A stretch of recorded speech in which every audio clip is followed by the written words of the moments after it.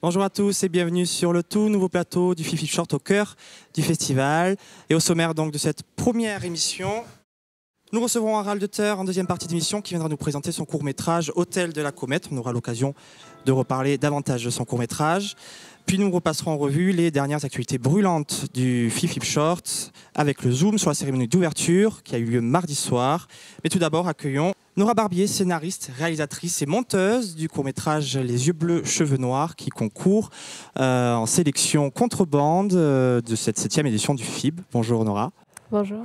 Merci d'avoir accepté notre invitation. Comment ça se passe ce début de festival ? Ça se passe très bien. Je suis très contente d'être à Bordeaux et je suis tombée un petit peu malade pour rien vous cacher, mais ça va, c'est pas insurmontable. Non, le temps n'est pas super en plus, donc ça aide voilà, pas. Vous avez eu l'occasion de présenter votre court-métrage à 2 projections, hier soir et ce matin. Comment on gère un festival, une projection publique, l'accueil du public ? Faire ce film, c'était vraiment quelque chose que j'ai fait, je sais pas, avec beaucoup de plaisir, qui m'a vraiment... je suis assez sûre de ce que j'ai fait à mon niveau. Je ne sais pas si ça intéresse d'autres gens et c'est une question à laquelle je ne pense pas en fait. Mais du coup, je suis venue en me disant juste que c'était quand même vraiment une chance et voilà j'essaie de m'en tenir là. Vous le prenez comme un événement. C'est quand même une très bonne chose et voilà. Tu le prends comme un événement qui te permet une visibilité plus grande aussi, voilà, de te faire connaître. Ok. Ouais, je ne sais pas ce qui va en sortir, mais dans tous les cas, c'est quand même 2 projections, donc c'est pas rien. Alors justement, parle-nous de ce film, de ce premier court-métrage que tu as réalisé. Est-ce que tu peux nous en dire quelques mots rapidement ? Oui, alors c'est un film qui est c'est assez particulier parce que moi j'étais aux Beaux-Arts avant et je viens du coup... Enfin voilà, en fait j'avais travaillé dans le cinéma, plutôt dans la production comme assistante de production, mais du coup je connaissais le milieu du cinéma, mais c'est vrai que voilà, ensuite j'ai fait les Beaux-Arts et du coup j'ai un regard qui est quand même un peu plus éloigné, j'ai d'autres repères en tête que ceux du cinéma, on va dire. Et en fait, ce film en particulier, c'est vrai que j'avais vraiment... En fait, il est très proche de la performance, qui est vraiment une discipline complètement à part du cinéma. Et du coup, je l'ai fait en voulant vraiment... faire venir une caméra dans la relation que j'avais avec l'acteur que je filme. Et en fait, du coup, tout au long du film, je filme notre relation et la caméra, elle est là aussi. Mais du coup, je pensais même pas aux images que ça allait donner exactement un petit peu, mais c'est... Et du coup, l'écriture, elle a commencé vraiment au moment du montage, quoi. Du coup, c'était assez particulier en ce sens-là. Alors justement, tu parles de cet objet caméra.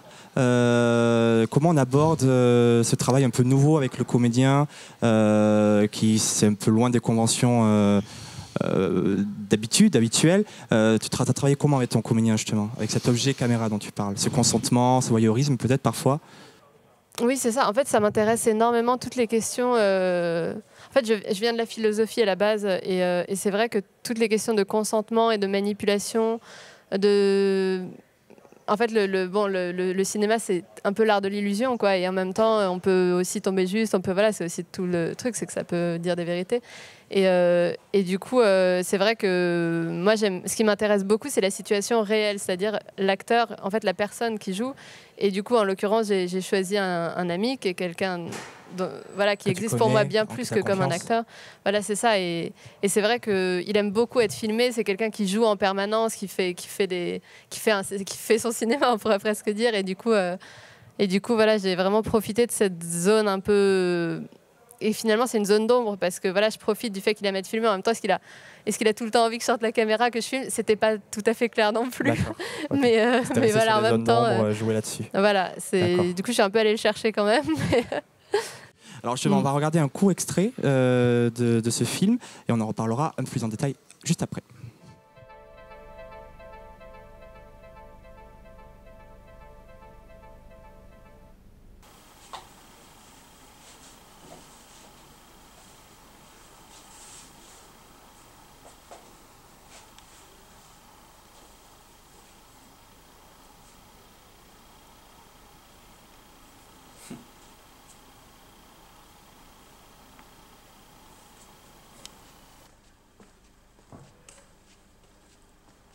Voilà, pour les yeux bleus, cheveux noirs. On le disait tout à l'heure, donc tu concours en sélection contrebande de cette 7e édition du FIFIB. Donc contrebande, c'est ouvert à des courts-métrages autofinancés, en tout cas qui sortent des sentiers battus des modes conventionnels de financement. Cette autoproduction, c'était un frein, ça a permis une liberté plus grande, c'était un choix. Alors oui, c'était un choix, d'autant plus que j'avais, comme je le disais, j'ai travaillé dans la production de cinéma auparavant, donc si j'en avais envie, j'aurais pu décider d'écrire un scénario, essayer de le faire financer, etc. Et c'est vrai que j'avais pas du tout envie de ça pour ce film, j'avais envie de commencer à filmer. Et bon, c'est aussi lié au fonctionnement des financements en France. Ils sont basés sur le scénario. Donc c'est vrai, quand on travaille sans scénario, on est très très loin de pouvoir être financé. Et j'avoue que ça ne m'a pas non plus dérangé, au sens où ça ne me dérangeait pas d'avoir des moyens très très humbles, je ne sais pas comment dire, mais de tourner avec j'ai utilisé une caméra qu'on m'avait prêtée, qui n'est pas une caméra de cinéma, c'est une caméra amateur. Et du coup, moi, ça ne me dérangeait pas cette économie de moyens. Et voilà, du coup, ça s'est fait. Tu parlais d'écriture tout à l'heure. Tu disais hier soir que tu te sentais étrangère à l'aspect narratif. Je te cite. C'est intéressant, finalement, l'autoproduction. Peut-être qu'elle permet justement une expérimentation un peu nouvelle qui sort de l'écriture conventionnelle, du scénario ficelé. Ça permet d'être une liberté un peu plus audacieuse, peut-être, non ? Ouais, tout à fait. Non, c'est vrai.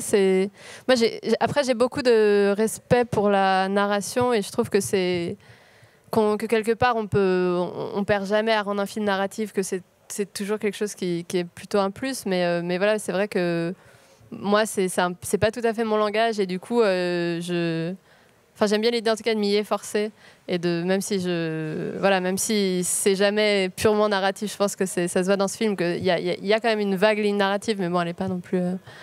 Mais oui, non, c'est vrai que pour ça, l'autoproduction, tout est permis. Et aussi dans les rythmes de travail. Moi, c'est d'avoir bossé sur des tournages et surtout en travaillant en production, qui est vraiment c'est là où on s'occupe de l'argent, c'est là où on met des freins. Je sais pas comment dire. Et c'est Et c'est vrai que ce que la production et l'industrie du cinéma permet, c'est incroyable, mais c'est aussi très très lourd à porter, je pense. Moi, ça m'a fait un peu peur. J'avais envie d'essayer tranquillement, toute seule, quelque chose. Est-ce que c'est pas tout simplement une façon de commencer par soi-même, directement, plus facilement, plus rapidement ? Ouais, c'est ça.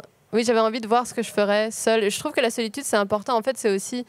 J'aime beaucoup l'écriture, j'aime beaucoup par exemple les écrivains et souvent ils travaillent seuls, c'est quelque chose qu'on fait seul dans sa chambre et j'aime beaucoup cette façon de travailler et du coup aussi j'avais envie de faire ce film un peu seul et c'est pour ça que j'ai un seul acteur, le montage je l'ai fait seul, parce que j'avais envie de le faire presque comme on écrit un livre, en prenant du temps et du coup c'est pas du tout l'industrie du cinéma, elle est très collective, c'est pas comme ça qu'on procède. C'est ce que j'allais dire, une équipe de cinéma dans la convention habituelle, c'est énormément de personnel, donc ça va un peu à l'encontre de ça, c'est intéressant. Tu es très jeune réalisatrice, c'est ton premier court-métrage, je le répète. Qu'est-ce que tu dirais justement, quel message tu ferais passer à de jeunes réalisateurs qui pourraient nous regarder et le message que tu pourrais leur faire passer par rapport à l'autoproduction justement, l'autofinancement, un conseil tout simplement. Ouais, moi mon message effectivement c'est qu'il ne faut pas hésiter à se lancer si on veut faire des choses, même filmer au téléphone ou des choses comme ça. Après, si on sent qu'on n'a pas envie, il ne faut pas se forcer non plus. Mais en tout cas, voilà. Et je pense qu'il faut aussi vraiment se dire que quand on voit des gens qui sont parvenus quelque part, souvent ils ont une façon de raconter, la façon dont ils ont fait leur chemin qui donne un peu l'impression que tout s'est enchaîné parfaitement. Mais en fait, je pense que vraiment, il ne faut pas se dire que les autres sont mieux, y arrivent mieux. C'est pas du tout... C'est une fois qu'on arrive à quelque chose que rétrospectivement on a l'impression que tout a marché, mais en fait quand on est un jeune, faut plutôt tenter les choses, quoi. Voilà. D'accord. Écoute, merci de ces belles paroles. Merci d'avoir accepté notre invitation. Je te souhaite bonne chance pour le concours, la compétition. Et puis, quant à nous, on va tout de suite regarder quelques courts extraits de la cérémonie d'ouverture. Un reportage signé Manon Durieux, Mathilde Michel, Sébastien Gache et Thomas Vanatalo.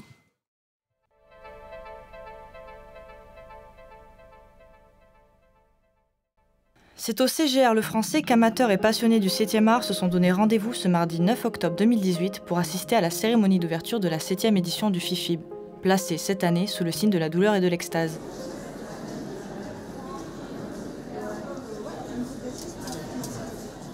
Au programme de cette soirée, le lancement officiel de l'édition 2018 du festival par Anaïs Desmoustiers. Bonsoir à tous, bienvenue donc à cette 7e édition du Festival international du film indépendant de Bordeaux. 7, c'est un chiffre qui porte chance, donc allons-y. Suivi de près par la projection de Deux fils de Félix Moiti. Deux fils, c'est aussi une histoire d'enfants, de père.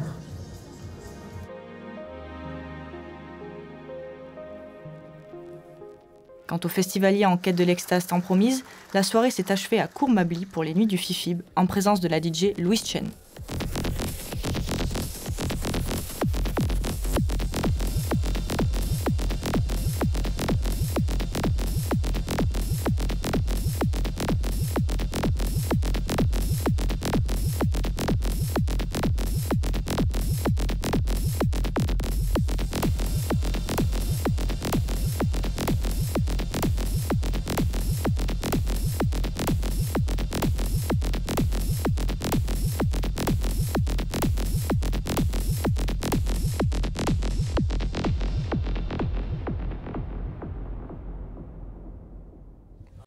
Retour sur le plateau du FIFIB Short. Je suis en compagnie d'Harald Hutter qui a signé et réalisé Hôtel de la Comète, donc un autre court-métrage en compétition.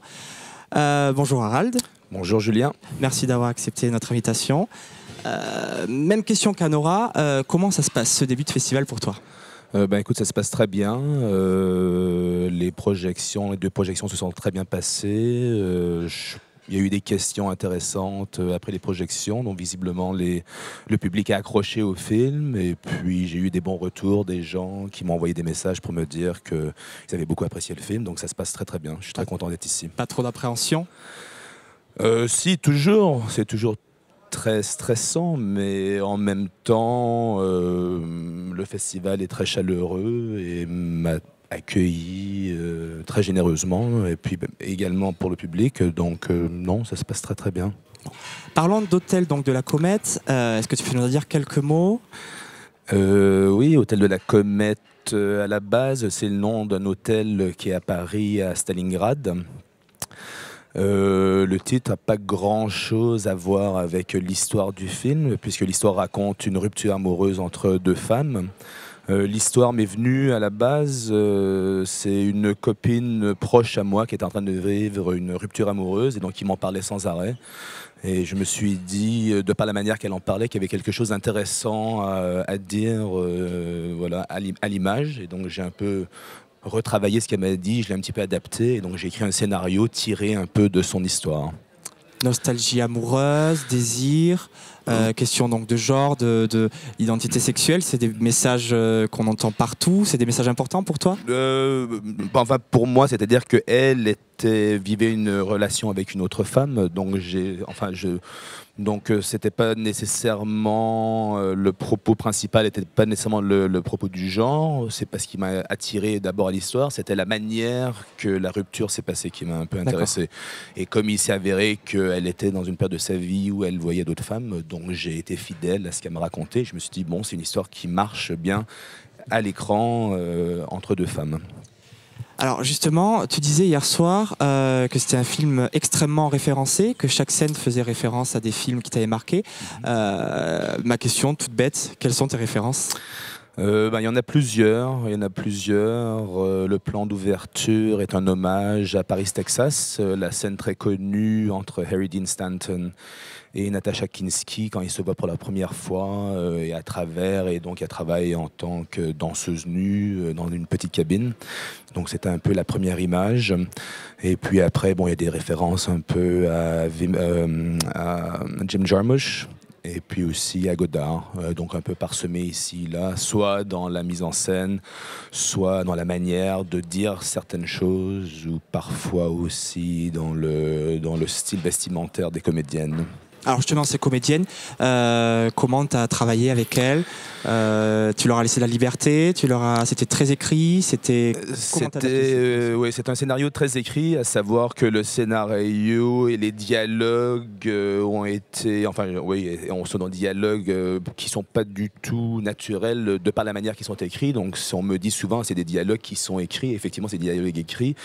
Et donc les comédiens avaient très peu de place pour l'improvisation, voire pas du tout, parce que je leur ai dit, bon voilà, c'est le dialogue. Ça peut paraître un petit peu étrange de dire les choses de cette manière, mais c'est comme ça que c'est voulu. Et donc on a passé un peu de temps à répéter les scènes ensemble en amont du tournage. Et puis il y a eu quelques micro-changements que j'ai adaptés un petit peu, mais sinon, non, c'était vraiment, on est resté très très fidèle au scénario, et le montage final, le film final reflète complètement ce qui était écrit sur la page. Donc il n'y a pas eu, après au montage, on n'a pas retravaillé l'histoire, on n'a pas fait un travail de réécriture. C'était assez simple, voilà, on a transposé exactement, donc, et tout s'est très bien passé au tournage, et donc on a pu utiliser toutes les scènes qu'on avait tournées. Parfait. Alors, je te propose qu'on regarde un court extrait d'Hôtel de la Comète, et on en reparle juste après.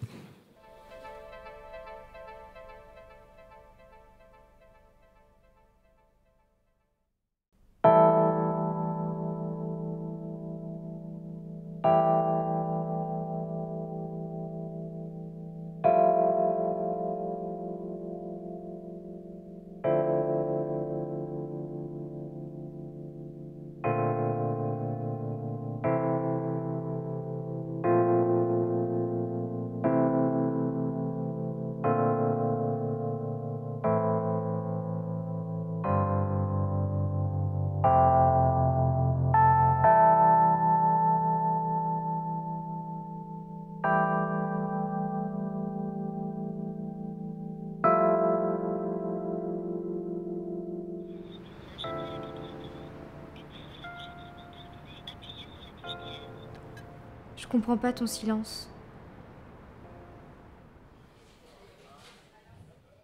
Voilà donc pour cet extrait d'Hôtel de la Comète. Il y a marqué que tu as tourné sur pellicule. C'est un choix intéressant. C'est un esthétisme qui t'intéressait particulièrement ? Oui, depuis ma première expérience sur pellicule, sur mon avant-dernier court-métrage, je suis resté assez fidèle au travail argentique. Donc quand j'ai commencé dans mes débuts à faire des courts-métrages, j'ai commencé sur le numérique parce que c'était les moyens auxquels j'avais accès. Et puis après, quand j'ai basculé vers l'argentique avec mon troisième court-métrage, depuis ce moment-là, je travaille qu'en argentique. J'adore le rendu et je trouve que ça fonctionne très bien avec l'univers que je cherche à créer en fait. Donc cette sélection contrebande des films, des courts-métrages autoproduits, cette autoproduction, même question qu'Anora finalement, un frein, une liberté, un choix, un besoin, un désir ? Avant tout, c'est toujours un besoin de tourner assez rapidement et de ne pas passer par la manière traditionnelle de faire un film qui peut être très long et très laborieux. Donc on fait des demandes de subventions depuis la jeunesse du projet au moment où on est en tournage peut s'écouler 2 ans, et puis donc ce côté-là est peut être un peu frustrant en tant que réalisateur. Et puis il s'est avéré que j'avais une équipe autour de moi qui avait le temps et qui était motivée par le projet et qui était prête à travailler de manière bénévole. Donc on s'est dit bon ben voilà, on a 3 jours, et puis on s'est mis au tournage et ça s'est très bien passé, et puis tout le monde était très content du résultat. Donc voilà, pour un peu le côté d'autoproduction. Donc on était un petit peu appuyé par une boîte de production qui nous a prêté le matériel, parce que le matériel argentique est quand même assez onéreux. Mais mis à part ça aide un peu. Ça aide un petit peu. Voilà. Mais sinon, c'était entièrement... ça venait de ma poche, en fait. Alors tu me disais tout à l'heure, avant l'émission, que c'était ton 4e court-métrage. Ton 2e en autoproduction. Oui. Tu retenterais l'expérience une 3e fois ? Oui, je pense que pour le format court, et ça dépendamment des histoires, il y a des histoires qui nécessitent un certain budget, et puis il y a des histoires qui peuvent être racontées avec très très peu de moyens. Donc dépendamment des films que j'écris, des fois je me dis pour ce film-là il me faut de l'argent. Mais oui, pourquoi pas un autre court-métrage, ça peut se faire avec très très peu de moyens, surtout que maintenant j'ai des gens avec qui je travaille qui me font confiance et qui, je sais, si je leur dis j'ai un tournage et voilà scénario, et je sais qu'ils seront partants avec ou sans argent. Pour le long-métrage c'est autre chose, mais dans le format court c'est tout à fait jouable avec très très peu de moyens. Et ça permet donc, tu le disais tout à l'heure, de tourner plus rapidement et Exactement, tourner, et puis de rester un peu actif, c'est-à-dire que je pense toujours à Godard qui disait, je ne sais plus, dans les années 60, que beaucoup de réalisateurs se disent réalisateurs mais touchent une caméra toutes les 5 ans. Parce que bon, moi j'ai pas envie d'être un de ces réalisateurs, j'aime être en tournage, j'aime la relation entre les gens, j'aime être en production en fait. Donc j'ai un besoin régulièrement d'être sur un plateau de tournage et d'avoir cette expérience en fait. Donc quand il y a de l'argent, tant mieux. Quand il n'y a pas d'argent, c'est pas très grave, on tourne quand même, c'est parti. Quel projet futur t'as en tête là pour le moment? J'ai deux projets, enfin j'ai trois projets. J'ai un projet de court-métrage qui est maintenant presque terminé. Donc un nouveau court-métrage qui est lui aussi autoproduit, lui aussi tourné en Super 16. Pareil avec la même équipe, mais dont on est très content et donc qui va commencer la tournée des festivals dans 1 mois à peu près. Et sinon j'ai 2 projets de long-métrage. Un qui est entièrement terminé, c'est-à-dire que l'écriture est terminée et donc il est en développement. On a 2 boîtes de production qui sont rattachées au projet, mais il nous manque encore un petit peu de financement pour entamer la production. Et j'ai un autre projet de long métrage qui est au stade d'écriture, mais qui est presque terminé lui aussi. Donc du travail. Donc beaucoup de travail, Beaucoup de exactement. travail. Harald, merci beaucoup d'être venu sur ce plateau. Merci d'avoir Julien. donné du temps. Je le rappelle, donc, Les Yeux Bleus, Cheveux Noirs de Nora Barbier et Hôtel de la Comète donc d'Harald Deuter, qui sont tous les deux en sélection contrebande, en compétition de cette 7e édition du FIFIB. Quant à nous, on se retrouve demain. Merci à toutes les équipes techniques, à nos équipes pour le reportage. À demain. Des bisous.